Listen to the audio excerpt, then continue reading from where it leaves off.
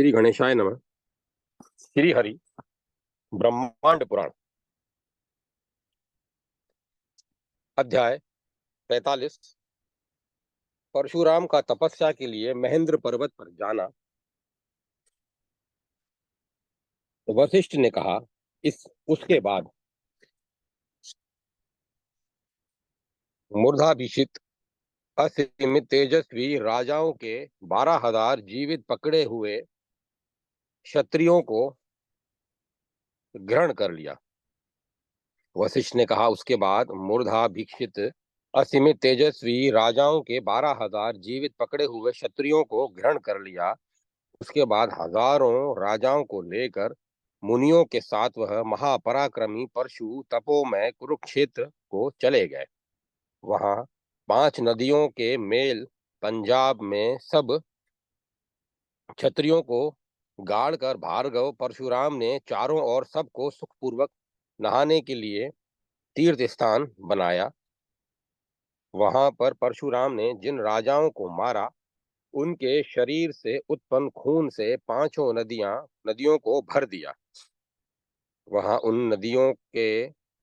नदियों में नियम पूर्वक स्नान करके आलस्यहीन प्रतापी परशुराम ने शास्त्र विधि से पितरों का तर्पण किया। हे राजेंद्र, पिता और प्रेत का समस्त ब्राह्मणों के साथ माता का यथाविधि से श्राद्ध आदि किया।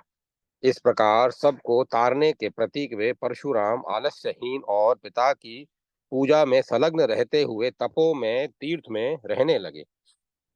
उसी समय से है राजन, वह तीर्थों में उत्तम से उत्तम तीर्थ हो गया। उस तपोवन कुरुक्षेत्र में परशुराम ने संयमंतक पंचक सहित तीनों लोकों में प्रसिद्ध स्थान बनाया, जहाँ की भृगु श्रेष्ठ परशुराम ने पितरों का अक्षय तर्पण किया। स्नान, दान, तप, हवन, ब्राह्मण भोजनादि तर्पणों द्वारा वे परशुराम के सभी पितर उन परशुराम से बहुत ही प्रसन्न हुए तथा वहां उनके पितरों ने अक्षय अक्षय तृप्ति प्राप्त कर शाश्वत शाश्वत पितृलोक प्राप्त किया।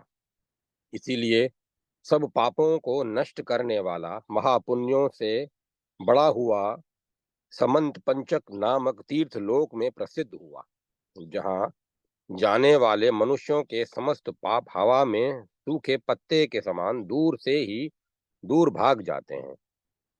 हे महाराज, उस क्षेत्र में असज्जन पुरुषों का विचरण और आगमन आना 100 जन्मों में भी कभी नहीं प्राप्त होता है। अर्थात वहां सज्जन पुरुषों का ही जाना और घूमना होता है।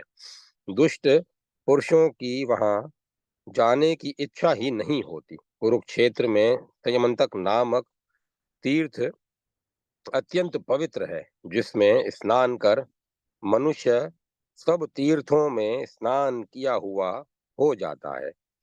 उसके बाद वहां परशुराम धन्य हो गए। उनका मनोरथ संयमक प्रकार से पूर्ण हो गया। वहां पर महामती परशुराम ने कुछ समय निवास किया। उसके बाद संवत्सर के अंत में वे जितेंद्रिय परशुराम ब्राह्मणों के साथ पितरों को पिंड प्रदान कर परशुराम गया नगरी को चले गए।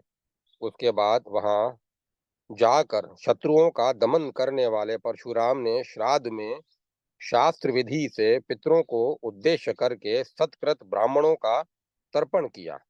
वहां गया में शिव जी का परम स्थान है, जो चंद्रपाद इस नाम से विख्यात है। पितरों को तृप्त करने वाला वैसा क्षेत्र संसार में नहीं है, जहाँ की अपने वंशजों के द्वारा यथाशक्ति पिंड आदि देने से अर्चित पितृगण अक्षय गति को प्राप्त करेंगे। पिता को उद्देश्य करके वहां ब्राह्मणों का तर्पण करने से पितरों के प्रति भक्ति से युक्त उन परशुराम ने विधिवत पिंड दान किया। उसके बाद उनके सब पितृलोक से उनके पास आ गए। तब जमदग्नि आदि पूर्वज पितरों ने भार्गव परशुराम द्वारा की गई पूजा को ग्रहण किया। इसके बाद प्रसन्न मन वाले अंतरिक्ष में जाने वाले सब पितृगण अदृश्य होकर परशुराम से बोले। पितरों ने कहा, हे वीर, तुमने अन्य लोगों द्वारा बहुत ही कठिनाइयों से किए जाने योग्य महान कर्म को किया है। हमको भी अपने नियम पूर्वक सम्यक प्रकार से हमको भी आपने नियम पूर्वक सम्यक प्रकार से तृप्त कर दिया है। तथापि तुम हमारी अक्षय प्रीति को प्रदान नहीं कर रहे हो। क्षत्रियों की हत्या करके तो तुम अपने कर्म से निवृत्त हो गए, अतः यह इस गया क्षेत्र के प्रभाव से और तुम्हारी भक्ति से हमें तुम्हारा दर्शन हुआ है। हमने तुम्हारी पूजा को प्राप्त किया तथा हम तुम्हारे द्वारा पूजित हुए, किंतु हम अक्षय फल के अधिकारी नहीं हैं। इसीलिए तुम वीरों की हत्या आदि पापों को शांत करने के लिए यथाविधि प्रायश्चित करो। वही शाश्वत धर्म है जिसका प्रभाव अक्षय है, अतः क्षत्रियों के वध से निवृत्त हो जाओ। इसके बाद तुम्हारे पिता को वे अपराधी नहीं बनाएंगे, क्योंकि यह संसार स्वतंत्र नहीं है। इसी कारण तुम्हारे पिता को पहले मरण हुआ था। इस संसार में कौन किसको मारने में समर्थ है अथवा कौन किसकी रक्षा करता है, यहाँ इस लोक में इन दोनों मारने और रक्षा करने में सब के निमित्त मात्र हैं, अर्थात सबका कोई कारण है तथा यह कारण उसके कृत कर्मों के फल का है। जैसा जिसने कर्म किया वह कर्म ही उसके मरने मारने का कारण है। निश्चय ही कर्म के अनुरूप वे सभी चेष्टा करते हैं।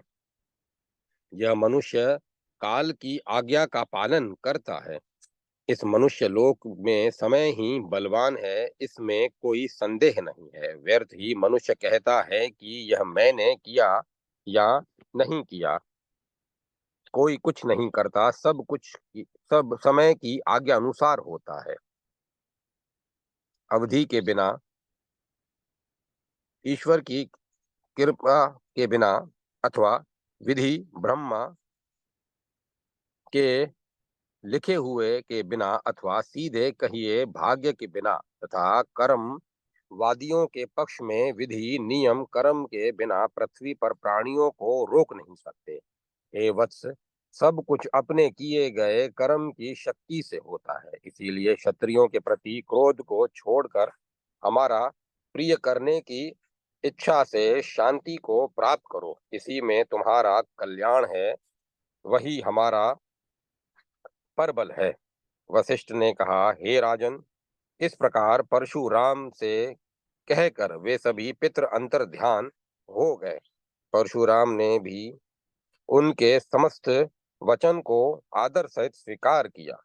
तब अकृत वर्ण के साथ परम आनंद से युक्त परशुराम उस स्थान से सिद्धवन आश्रम को चले गए। हे राजन, उस सिद्धवन आश्रम में रहकर वे महामना भृगु श्रेष्ठ परशुराम ब्राह्मणों के साथ तपस्या करने के लिए घृत संकल्प हो गए। तब वे रथ और सारथी के साथ धनु को दृढ़ करके पुनः आगमन का संकेत करके वहां से चल दिए।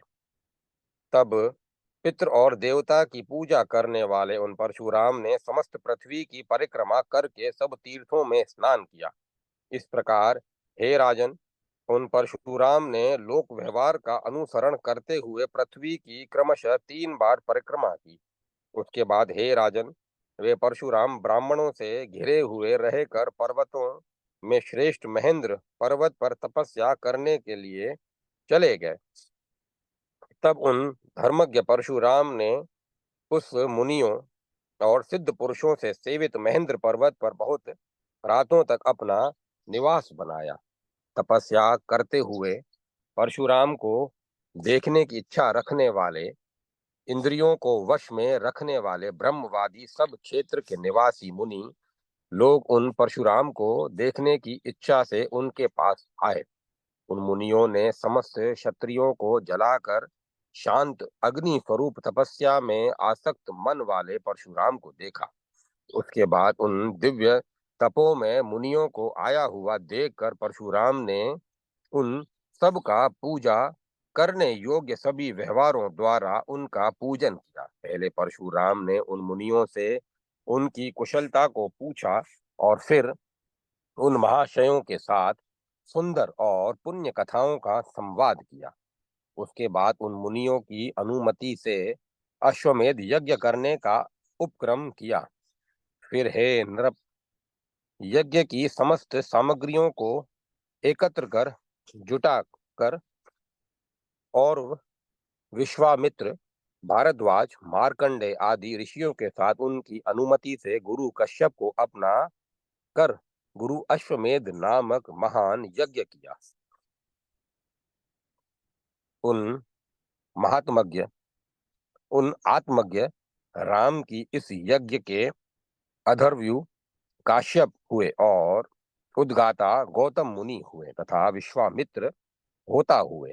उनकी इस यज्ञ में उनके उस यज्ञ में ब्रह्मा मार्कंडेय मुनि को बनाया गया, अर्थात उन्हें ब्रह्मा का पद दिया गया तथा वेद और वेदांगों में पारंगत भारद्वाज, अग्नि, वेशी आदि अन्य मुनियों ने कर्मानुसार उन कर्मों को किया। हे राजन, पुत्रों, शिष्यों और प्रशिष्यों तथा अन्य मुनियों सहित भगवान भृगु ने सदस्यता की। उन सब के साथ समस्त कर्मों समस्त कर्मों को समाप्त करके परशुराम ने गुरु के साथ ब्रह्मा जी का पूजन किया और फिर यथाविधि नगर ग्राम विद्युत से युक्त समुद्र, आकाशमाला रूप वाली पर्वत, वन और कानन वाली रूपवती कन्या पृथ्वी को बुलाकर उसे नियमानुसार अलंकृत करके केवल उस उत्तम महेंद्र पर्वत को छोड़कर सारी पृथ्वी को कश्यप को दान कर दिया। क्योंकि राजा तो थे ही नहीं, समस्त पृथ्वी उनके ही अधीन थी तथा उन्होंने अपने निवास के लिए उस महेंद्र पर्वत को ही अच्छा समझा। उसके बाद हे राजेंद्र, शास्त्र के अनुसार स्वर्ण, रत्न, वस्त्र, गौ, हाथी आदि दान में देकर उन कश्यप ऋषि की पूजा की। पहले उस मुख्य अश्वमेध यज्ञ को समाप्त किया, जो शेष कम या अधिक दोष की शांति के लिए अवभृत यज्ञ किया जाता है। उसको करके स्नान करके उन ऋषियों की अनुमति से समस्त द्रव्य धन दौलत का परित्याग कर दिया। फिर परशुराम ने सब प्राणियों को अभय दान देकर वहीं उस पर्वत को पर तप करना प्रारंभ कर दिया। उसके बाद उस यज्ञ के सदस्य ऋत्विज तथा सभी व्रत धारण करने वाले मुनि लोग अपने अपने स्थान को चले गए। उन सब के चले जाने पर अकृतवर्ण के साथ भगवान परशुराम महान तप में सम्यक प्रकार से स्थित होकर वहीं पर सुखपूर्वक रहने लगे। उसके बाद काश्यप को सौंपने के बाद वह भूमि काश्यपी कही गई। सबके दुखों को शांत करने के लिए मरीच की अनुमति से अनेकों बार अनेकों राजा हुए, अर्थात पृथ्वी पर प्रजातंत्र स्थापित हो गया। वहां पर विष्णु के मुख से कथित दीप प्रतिष्ठा नाम का व्रत है। तब पृथ्वी सम्यक प्रकार से चलने लगी और वह दुखों से मुक्त हो गई। भाव यह है कि परशुराम ने पृथ्वी को काश्यप ऋषि को सौंप दिया तथा राजाओं का विनाश तो हो ही चुका था, अतः राजतंत्र समाप्त हो गया और फिर मारीच की अनुमति से प्रजातंत्र की स्थापना हो गई। तब यह भूमि सब दुखों से मुक्त हो गई। इस प्रकार वहां यह जमदग्नि पुत्र परशुराम की उत्पत्ति बताई गई है, जिसके सुनने पर मनुष्य सब पापों से मुक्त हो जाता है तथा संसार प्रसिद्ध तेज वाले कार्तवीर के प्रभाव से प्रसंगतः कहा गया है। उसे न अत्यंत संक्षेप में कहा गया है और न अत्यधिक विस्तार से कहा गया है। वह कार्तवीर्य ऐसे प्रभाव वाला राजा हुआ था कि वैसा राजा न कभी होगा और न हुआ सुना गया है। जिस राजा ने उत्तम पुरुष भगवान दत्तात्रेय से वर प्राप्त किया था, जिसको कि युद्ध में परशुराम द्वारा मारे जाने पर मुक्ति प्राप्त हुई, उसका पांचवा पुत्र जयध्वज बहुत प्रसिद्ध हुआ। हे नृप, उस जयध्वज का पुत्र तालजंग हुआ। उस तालजंग के 100 धनुर्धारी पुत्रों को तालजंगा कहा गया। उनमें जो सबसे अग्रज पुत्र था, उसका नाम वितिहोत्र हुआ।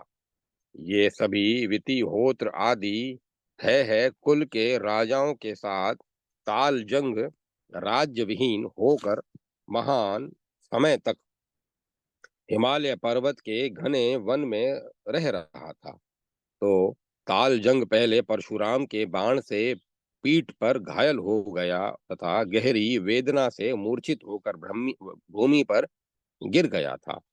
देववश वितिहोत्र ने उसे चिल्लाते हुए देखा तो उसे रथ पर बैठाकर वेग पूर्वक लेकर भाग गया और फिर सभी क्षत्रिय भाग खड़े हुए।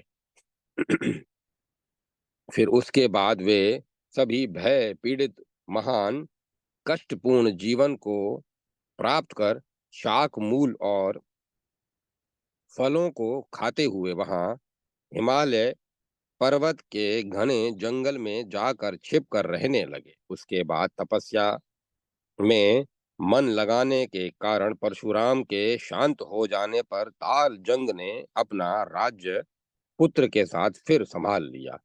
फिर वह शत्रु नाशक श्रेष्ठ राजा पहले की तरह पूरी पूरी बनाकर रहता हुआ राज्य का पालन करने लगा।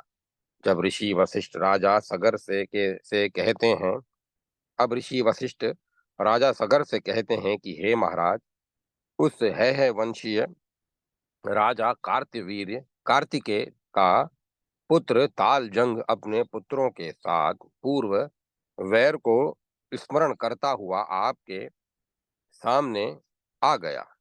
रथारोही, गजारोही, अश्वरोही और पैदल सैनिकों वाला चतुरंगनी सेना के साथ वह राजा पृथ्वी को कपाता हुआ सा अयोध्या नगरी में आ गया और फिर उसने अयोध्या नगरी को रौंद डाला। उसके बाद विफल तंत्र तुम्हारे पिता ने नगर से निकलकर उन सब राजाओं के साथ युद्ध वृद्ध होते हुए भी तरुण की तरह युद्ध किया।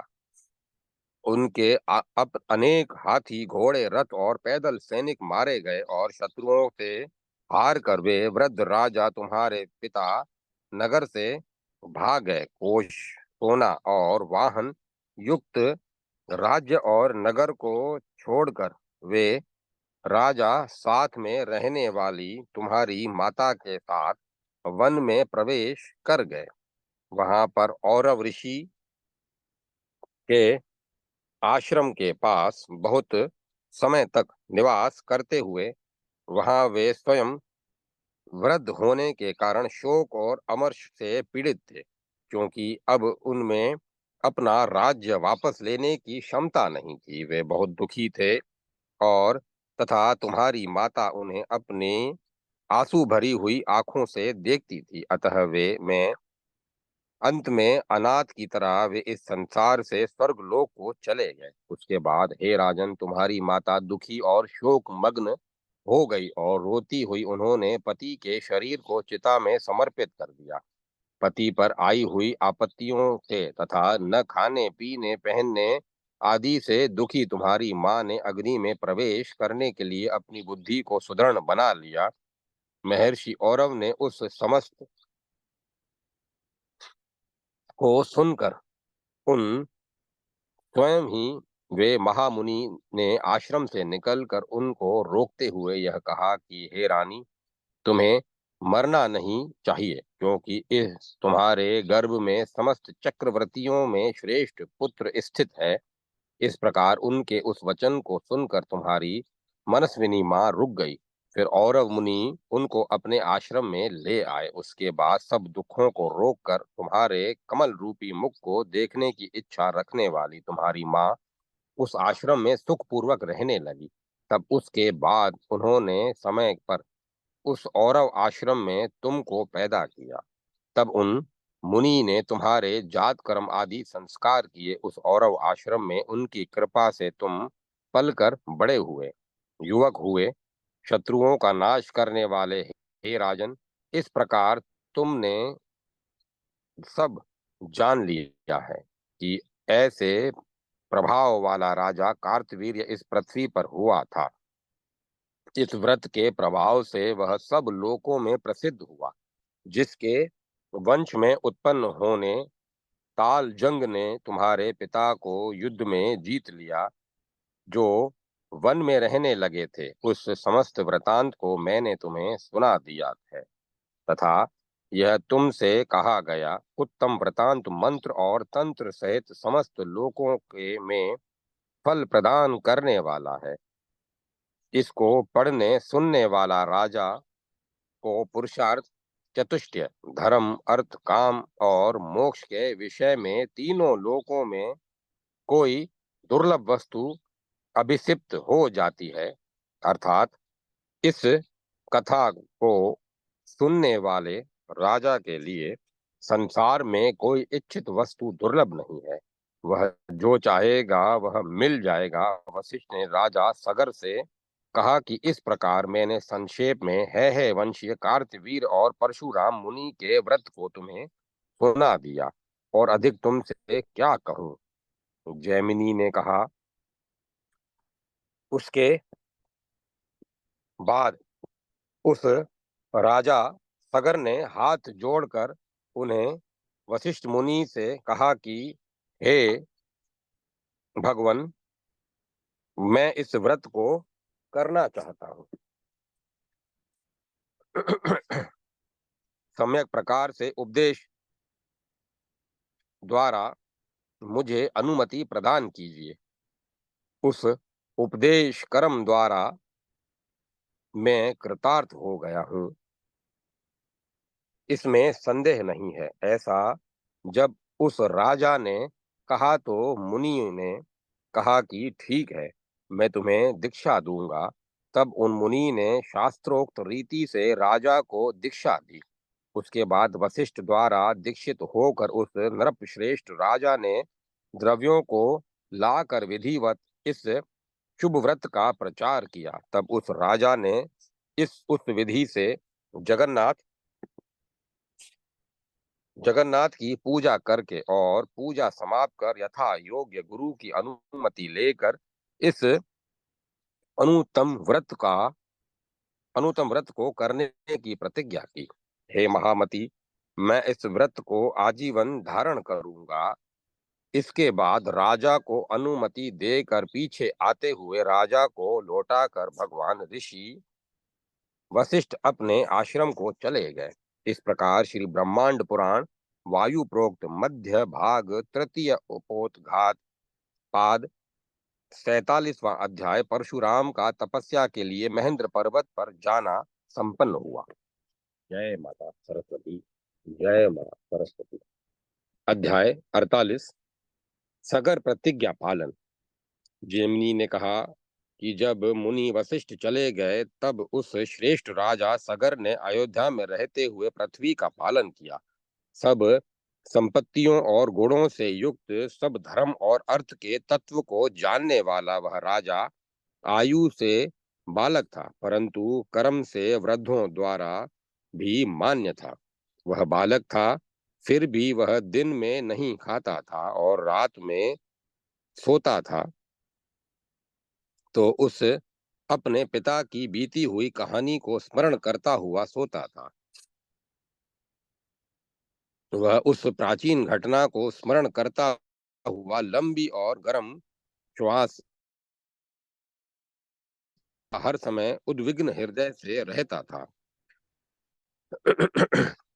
उस राजा ने जब अपने गुरु वशिष्ठ से सुना था कि तुम्हारे पिता ने तुम्हारा राज्य तुम्हारे शत्रुओं से छीन लिया था और तुम्हारी माता के साथ तुम्हारे पिता अत्यंत गहन वन में दुखी रहते हुए स्वर्ग को चले गए तथा कैसे कैसे भयानक कष्टों से तुम्हारे पालन पोषण हुआ।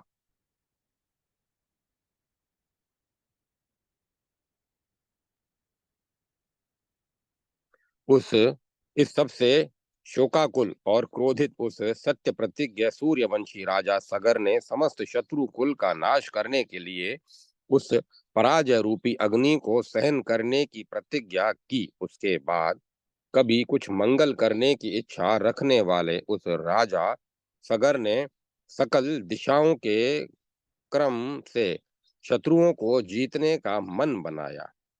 अनेकों रथों, हजारों हाथियों, घोड़ों, रथों और सैनिकों से सब ओर से घिरा हुआ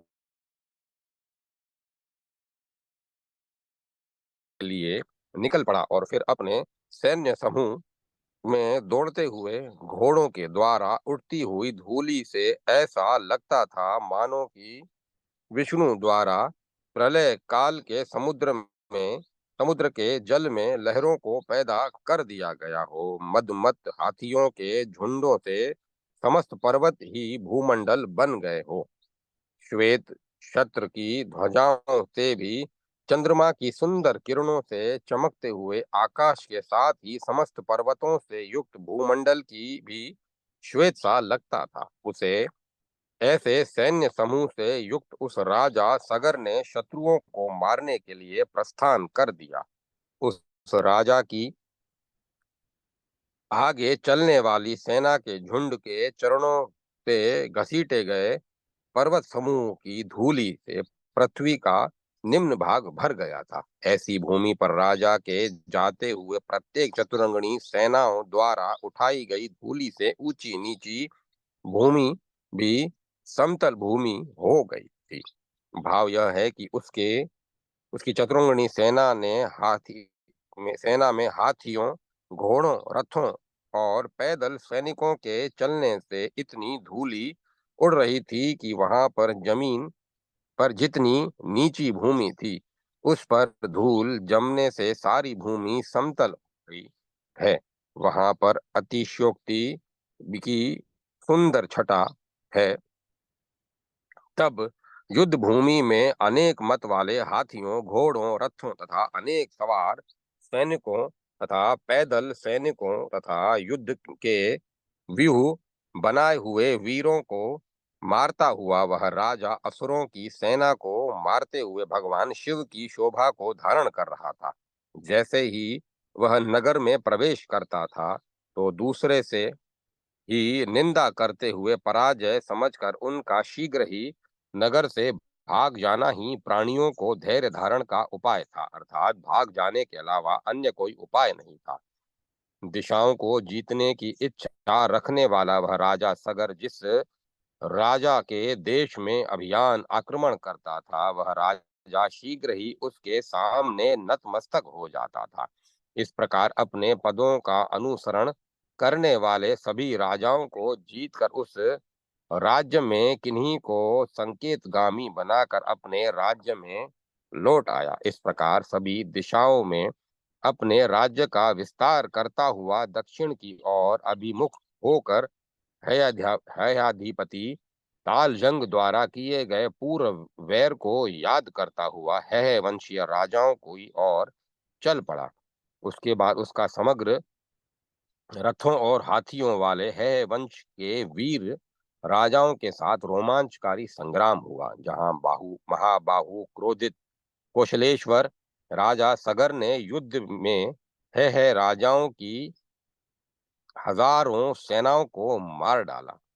तब वैर का अंत करने वाले राजा ने है वंश के राजाओं को जीतकर उसकी नगरी को भंग करके तथा जलाकर उस नगरी को पूरी तरह शून्य कर दिया। उस राजा ने समस्त सेना का मर्दन करते हुए और समस्त भूतल को रोनते हुए है राजाओं का संपूर्ण राज्य धूलि के समान कर दिया। युद्ध में भ्रष्ट ऐश्वर्य वाले कांतहीन मरने से बचे हुए राजा अपने राज्य और नगरी को छोड़कर चारों ओर भाग गए।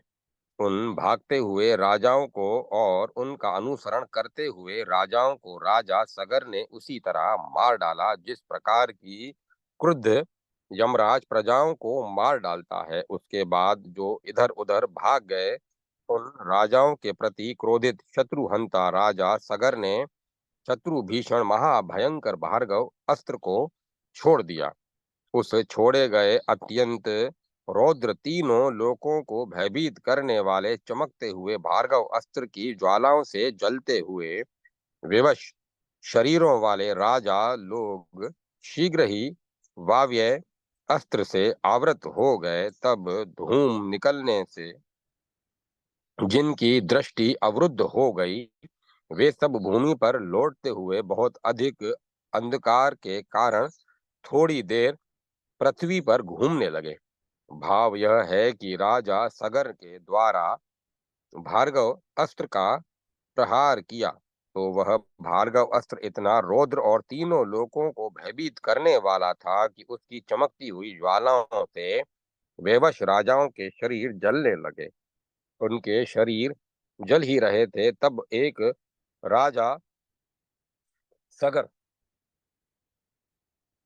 तब एक राजा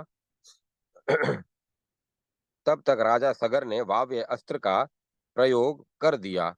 तब उस वाव्य अस्त्र से सर्वत्र धुआं छा गया। उस धुएं के कारण उन राजाओं की दृष्टि का प्रसार अवरुद्ध हो गया और फिर सभी राजा लोग भूमि पर लौटते हुए उत्पन्न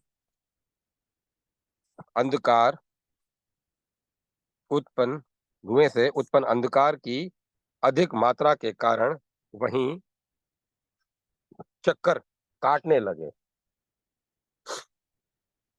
उसके बाद उस आग्नेयास्त्र के प्रताप से राजाओं के भागने की शक्ति समाप्त हो गई तथा मार्ग भी नहीं दिखाई दे रहा था। तब चारों ओर से राजा लोग चेतनाहीन हो गए।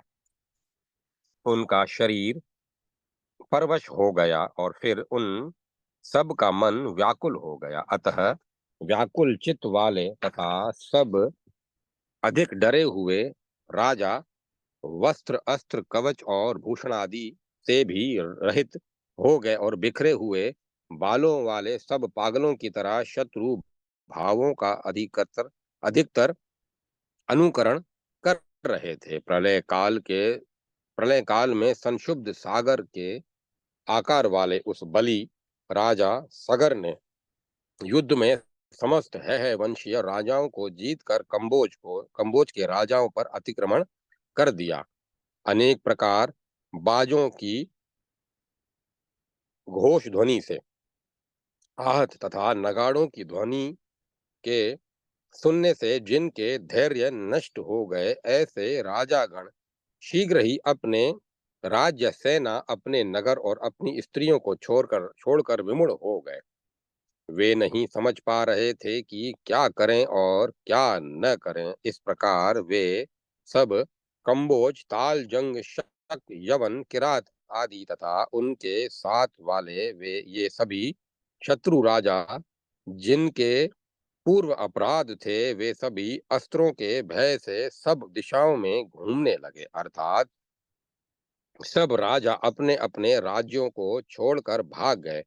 उस राजा सगर की प्रतापाग्नि की ज्वालाओं से दृष्टिहीन और भयभीत हुए शत्रु राजा लोग अपने वास स्थान और राज्यों को छोड़कर पुत्रादियों और सेनाओं के साथ भाग गए तथा वहां भी वन में पहुंचकर पर्वतों की गुफाओं में सोते हुए उन्हें हाथियों ने मार डाला। अपने प्रधान शत्रु ताल जंग राजा को तथा उनकी सेना और वाहनों को युद्ध में मारकर शत्रु नाशक उस राजा ने क्रमशः उनके राज्य को नष्ट कर दिया। उसके बाद यवन कंबोज किरात पलव पारद आदि राजाओं को भी उस क्रोधी राजा सगर ने मार दिया।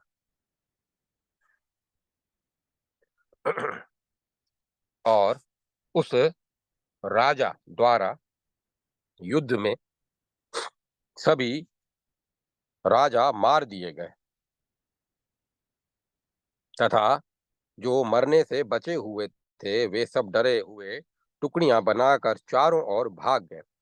तब बहुत लोगों ने जिसका राज्य छीन लिया, अब उसका पुत्र मैं आप लोगों को मारने की प्रतिज्ञा का वेर का बदला चुकाने का इच्छुक बलपूर्वक तुम्हारे पास आ गया हूँ। इस प्रकार उच्च स्वर से युद्ध में पुनाता हुआ वेरी क्षत्रियों द्वारा नष्ट तेज वाला नाग के समान पराक्रमी वह राजा सगर अपने चरित्र अर्थात अपनी पहली कहानी को याद करने लगा।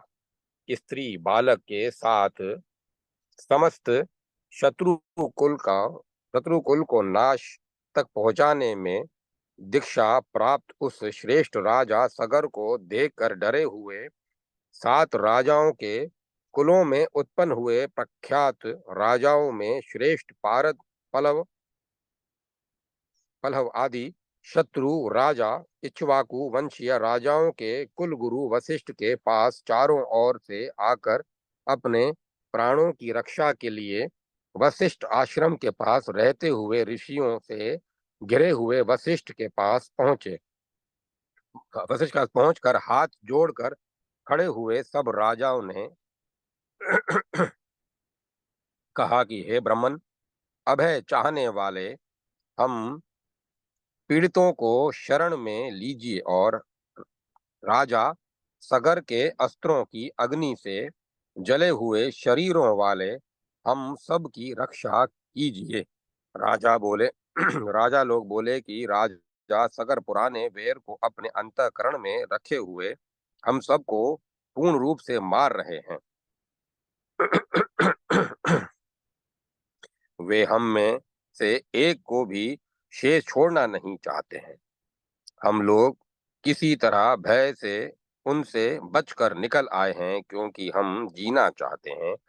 अनेकों राज्यों का भोग समृद्धि अपनी पत्नी संतान और बांधवों वाले हम राजा लोग अब केवल प्राणों की रक्षा के लिए आपकी शरण में आए हैं अर्थात सब कुछ तो हमारा समाप्त हो गया, अब हम केवल जीना चाहते हैं। हे महर्षि, इस संसार में अन्य कोई मनुष्य नहीं है जो मित्रता से अथवा बल से उन राजा सगर को हराकर हमारी महान भय से रक्षा कर सके।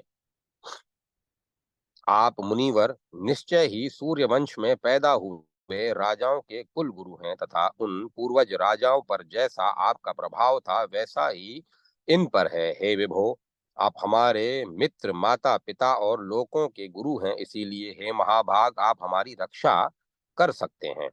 जैमिनी ने कहा, इस प्रकार के वचन सुनकर भगवान ऋषि वशिष्ठ ने शरण में आए हुए उनको धीरे से देखा। वृद्ध स्त्री बालक असंख्य मरने से बचे हुए सेवकों को देखकर तो सब प्राणियों को पर दया करने वाले महामती भगवान वशिष्ठ ने बहुत देर तक मन में विचार कर और फिर उन्हें आदर से देखकर उनको जीवन प्रदान करती हुई वाणी से डरो मत ऐसा कहा। इसके बाद उन महाभाग वशिष्ठ ने उन पर दया की और उन जीवन चाहने वाले राजाओं से समझौता स्थापित किया। समस्त बचे हुए शत्रु राजाओं के कुल में एक भी नहीं बचे। बहुत अधिक क्रोध से जलते हुए राजा सगर की इस प्रतिज्ञा से राजा को निवृत्त करने के लिए वशिष्ठ स्वयं ही गए और शीघ्र ही उस श्रेष्ठ राजा के पास जाकर उसे सांत्वना देकर शत्रुओं के प्राणों को लौटाने की विधि में विशेष अनुमति मांगी। क्रोध युक्त उस राजा सगर ने गुरु वशिष्ठ के वचन को मान लिया मान तो लिया, परंतु इस शर्त के साथ कि वे सभी शत्रु राजा लोग अपने कुल के उचित धर्म और आचार का सम्यक प्रकार से त्याग करेंगे। वेद स्मृति आदि विभिन्न कर्मों से ये सब अलग रहेंगे अर्थात उन्हें वेदों स्मृतियों के अध्यापन तथा उनमें विहित संस्कार यज्ञ आदि कर्मों का कोई अधिकार नहीं होगा और तथा वे सब भागे हुए राजा लोग केवल प्राणों का न त्याग करते हुए भी मरे हुए के समान रहेंगे। तब उन राजाओं में ये शकवंशीय राजाओं के आधे सिर का मुंडन करा दिया। पल्लव वंशी राजाओं को दाढ़ी धारण करने वाला बना दिया, अर्थात उन्हें दाढ़ी रखनी होगी।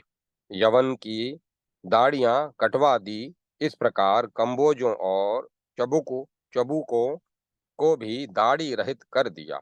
इस प्रकार अन्य नृपकुलों को देवो वेदोक्त कर्म से वियुक्त और ब्राह्मणों से परिवर्जित कर दिया। इस प्रकार के समझौते में उन्हें रहित होकर शुद्रता को प्राप्त हो गए और सब वर्णों द्वारा विशेष निंदित हो गए, अर्थात वे सब राजा उनके कुल सेवकादि सभी शूद्र हो गए।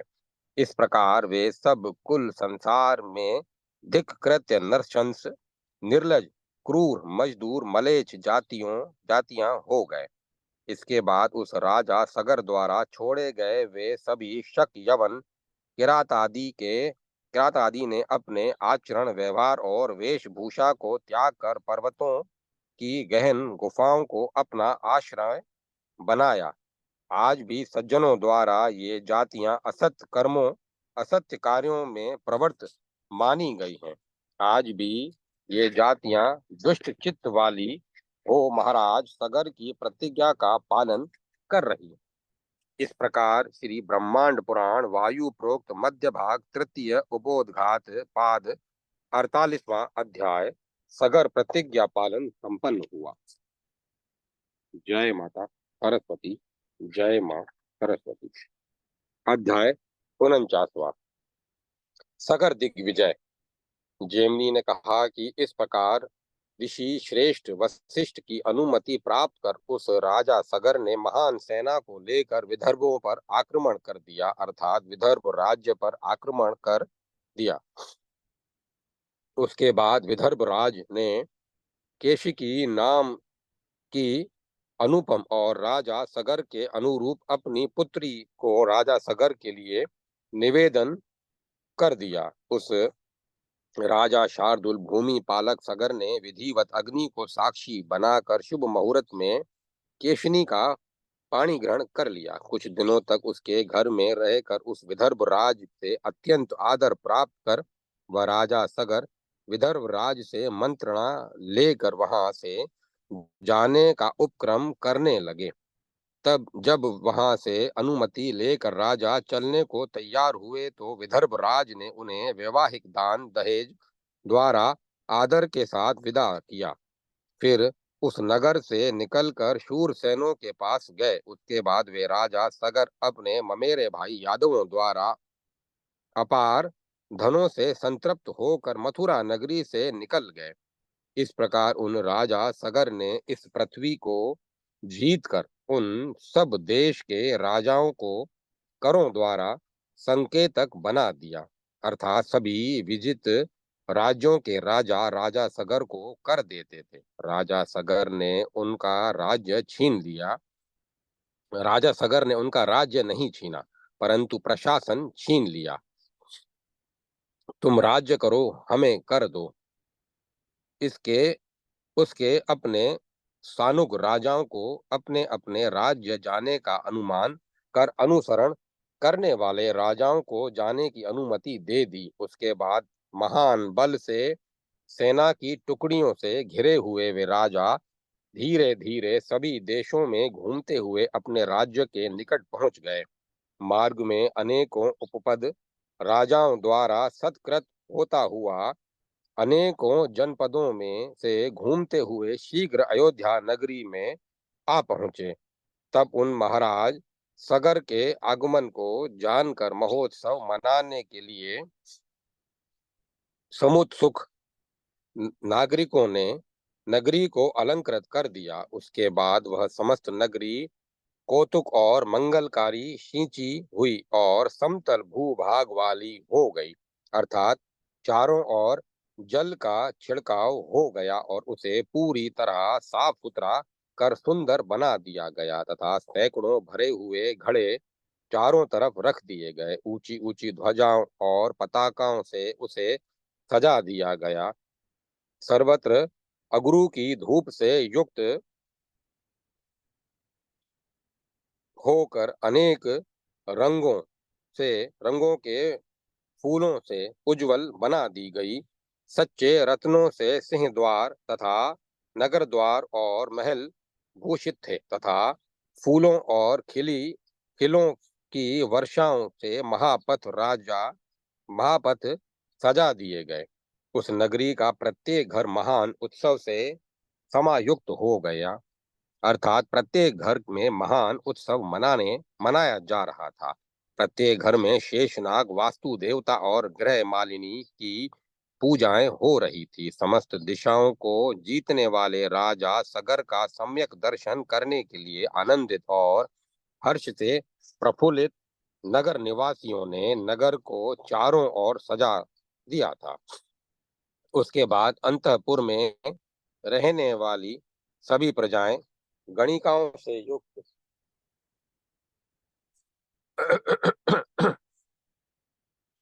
नगरियों से संवृत हो गई। उसके बाद सभी नगर निवासी एकत्र होकर राजा के पास आए। तब सबके द्वारा राजा ने आशीर्वाद और सत्कार प्राप्त किया। समस्त दिशाओं बधिर बनाने वाले घोर जय जयकार शब्द से तथा अनेकों वाघों के संघोष से मिले हुए मधुर शब्द से आहत होकर तथा आनंद से युक्त उनके साथ समस्त प्रजा को आनंदित करते हुए वे राजा उत्तमपुर अयोध्या में प्रविष्ट हुए। जब वे अयोध्या नगरी में प्रविष्ट हुए उस समय वेद मंत्रों के सुंदर और मधुर घोष ध्वनि करते हुए ब्राह्मणों ने उनका अभिनंदन किया। उस समय सुत, मागध और वंदी जन उनकी स्तुति कर रहे थे। चारों ओर अनेकों जनपदों से आए हुए लोग जय जयकार कर रहे थे।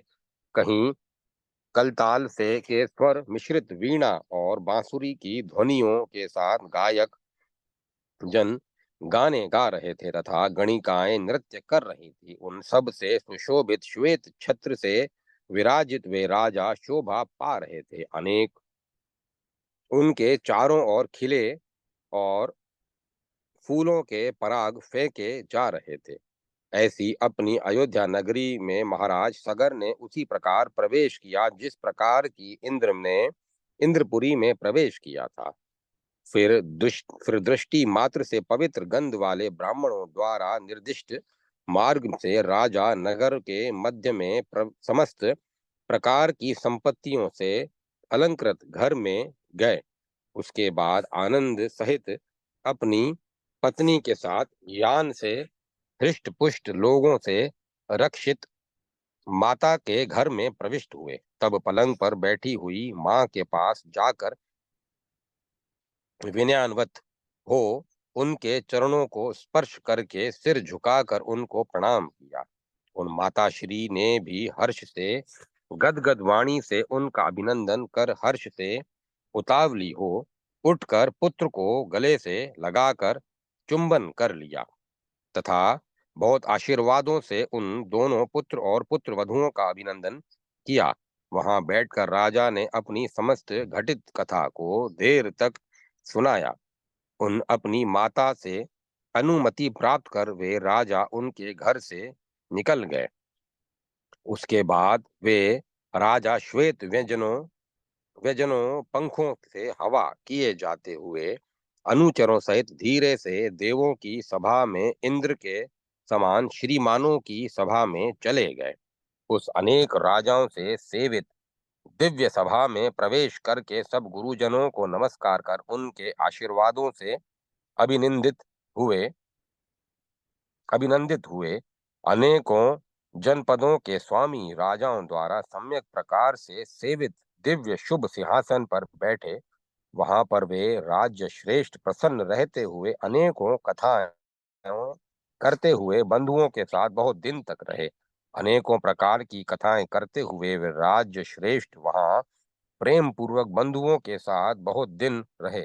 इस प्रकार प्रतिज्ञा का पालन करके समस्त दिशाओं को जीतने वाले अर्थ त्रय उदार बुद्धि वाले उन राजा ने यथा न्याय अनुष्ठान किया। अपने प्रभाव से समस्त वैरी राजाओं को जीतकर वैरी विहीन समस्त दिशा मंडल के अधिपति उन राजा ने एक छत्र पृथ्वी का भगवान शंकर के समान शासन किया। अपने स्वर्गीय पिता के पूर्व परिभव पराजय अपमान को न सहने वाले उन राजा ने जो प्रतिज्ञा की उसे पूर्ण करके 7 द्वीपों और 7 समुद्रों, नगर, ग्राम और घरों वाली माला रूपणी पृथ्वी को जीतकर शत्रुविहीन रूप से वे राजा उसका पालन करने लगे।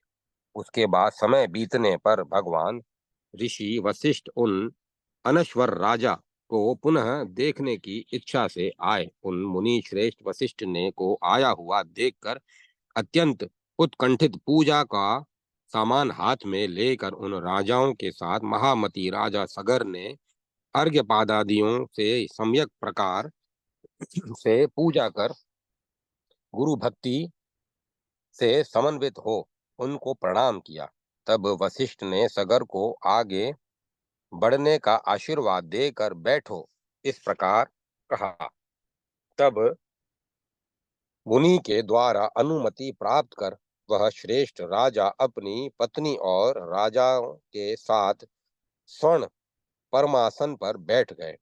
जिसने वस्तु को प्राप्त कर लिया है उस पास में बैठे हुए नृप श्रेष्ठ सगर से एकांत में राजाओं के सुनते हुए धीरे से मृदु गुण युक्त अक्षरों वाले वचन को धीरे से कहा। वशिष्ठ ने कहा, हे राजन, आप वाह और आंतरिक रूप से ब्रह और आंतरिक रूप से कुशल है न? अर्थात आपको बाहरी शत्रु राजाओं से कोई खतरा नहीं है न? तथा राज्य के अंदर किसी तरह का उपद्रव आदि नहीं है न? सकल राज्य में मंत्रियों अमात्य वर्गों में इस प्रकार इस समय में सब प्रकार से सब कुछ ठीक है, वहां कोई विवाद तो नहीं है। हे राजन, आपने भाग्य से बिना यत्न के ही आसानी से समस्त सेना और वाहनों सहित शत्रुओं को युद्ध में जीत लिया है। हे राजन, आपने यह प्रतिज्ञा की थी कि मैं अपने मुख्य शत्रु है वंश में किसी को भी जीवित नहीं छोड़ूंगा, परंतु जब वे मेरे पास आए तो आपने मेरा वचन मानकर उन सब शत्रुओं को उनका धर्म छुड़वा कर तुमने उन्हें जीवित छोड़ दिया। उन राजाओं को जीतकर फिर तुम दूसरे राजाओं तथा समस्त दिशाओं को जीतने की इच्छा से अपने वाहनों और सेनाओं के साथ गए तथा समस्त दिशाओं के मंडलों को जीतकर तुम अपने नगर आ गए। यह सुनकर मुझे अत्यंत प्रसन्नता हुई। इसीलिए हे राजश्रेष्ठ, इस समय मैं तुम्हें देखने को आया हूँ। कहने के प्रसंग में जैमिनी ने ऋषियों से कहा कि जब वशिष्ठ मुनि ने ऐसा कहा तब ताल जंग को जीतने वाले राजा सगर हाथ जोड़कर महामुनि वशिष्ठ से बोले। राजा सगर ने कहा, हे महर्षि, निश्चय ही सर्वत्र कुशलता है, इसमें कोई संदेह नहीं है। इस समय हे मुने सभी देवता निरंतर कल्याण कर रहे हैं। हे मुने, आप जिसका मन से निरंतर कल्याण का ध्यान करते हैं उस मुझ व्यक्ति को भला कोई किसी प्रकार की विपत्ति कैसे हो सकती है। हे गुरुदेव, अब इस समय मैं आपका कृपा पात्र हूँ तथा आप द्वारा कृतार्थ हो गया हूँ। इसके लिए मैं आपका विशेष आभारी हूँ जो कि आप यहाँ मुझे देखने को स्वयं आए हैं। हे गुरुदेव, जो आपने शत्रुओं को जीतने की बात कही है वह सब आपकी कृपा से ही हुआ है। हे गुरुदेव, आपकी कृपा से ही मैं राजाओं पर विजय मानता हूँ, अन्यथा वैसे शत्रुओं को मैं कैसे मार सकता हूँ। हे गुरुदेव, आपने जो मेरे लिए किया है वह बहुत ही फल देने योग्य है, क्योंकि वृक्ष लगाने का फल कम नहीं होता, बहुत अधिक होता है। जेमिनी ने कहा, इस प्रकार महाराजा सगर के द्वारा सम्मानित महामुने वशिष्ठ राजा की अनुमति लेकर फिर अपने आश्रम को चले गए। वशिष्ठ मुनि के चले जाने पर प्रसन्नचित्त राजा सगर समस्त लोकों में प्रसिद्ध अयोध्या नगरी में निवास करने लगे और फिर रूपशील गुण आदि से युक्त दो पत्नियों के साथ यथा काम और यथा सुख रम्य विषयों का भोग करने लगे। उनकी दो पत्नियां सुमति और केशनी दोनों ही खिले हुए कमल के समान मुख वाली थी। वे दोनों रूप और उदार गुण वाली थी। उनके मोटे और गोल स्तन थे। उनके केश नीले और घुंघराले थे तथा वे सब आभूषणों से भूषित थी। वे सभी लक्षणों से संपन्न थी और नव यौवन उनके शरीरों में छाया हुआ था। उस राजा के पास वे नित्य रहती थी। राजा भी नित्य उनमें ही रत रहता था। अपने आचरण विचार भाव चेष्टाओं से उस राजा का मन निरंतर चुरा लेती थी और वह राजा भी उनकी अच्छी भरण पोषण करने की पूरी पूरी कोशिश करता था। वह जानता था कि कैसे उनका बहुत अच्छी तरह भरण पोषण हो सकता है, वही करता था। तभी वह जैसे चाहता था वैसे उन दोनों के साथ रमण करता हुआ उस अयोध्या नगरी में निवास करता था। इस भूमंडल पर अन्य राजाओं को राज शब्द नहीं शोभित हुआ, पर उन महात्मा सगर के गुण से राज शब्द को शोभित हुआ। थोड़ा भी धर्म राजा के मन में होता था, अर्थात राज्य में कोई मामूली सा भी विकास आदि कल्याणकारी कार्य मन में आता था, राजा तुरंत उसे अर्थ और काम का रूप प्रदान करता था। अर्थात अर्थ के लालच में धर्म कार्य को बाधित नहीं करता था तथा अपनी पत्नियों के काम को न पीड़ित करता हुआ भी अर्थ का सेवन करता था। अर्थात न तो वह अर्थ के कारण धर्म कार्य को रोकता था और न तो अर्थ के कारण पत्नियों को ही काम पीड़ित करता था। अर्थात उस राजा को कोई धर्म कार्य अथवा काम का कारण नहीं रोकता था। धर्म कार्य के अर्थ धन की आवश्यकता होती थी तो वह अर्थ की व्यवस्था करता था तथा पत्नियों के प्रति काम भावना भी उसे धर्म कार्य में बाधा नहीं पहुंचाती थी और न धर्म और अर्थ के चलते ही चलते वह अपनी पत्नियों को काम पीड़ा पहुंचाता था। इस प्रकार श्री ब्रह्मांड पुराण वायु प्रोक्त मध्य भाग तृतीय उपोद्घात पाद 49वां अध्याय सगर दिग्विजय संपन्न हुआ। जय माता सरस्वती। जय मां सरस्वती। ओम नमः शिवाय। ओम नमो नारायण। ओम नमो भगवते वासुदेवाय। ओम तत्सत। ओम तत्सत। ओम। अब कथा को विराम दिया जाता है।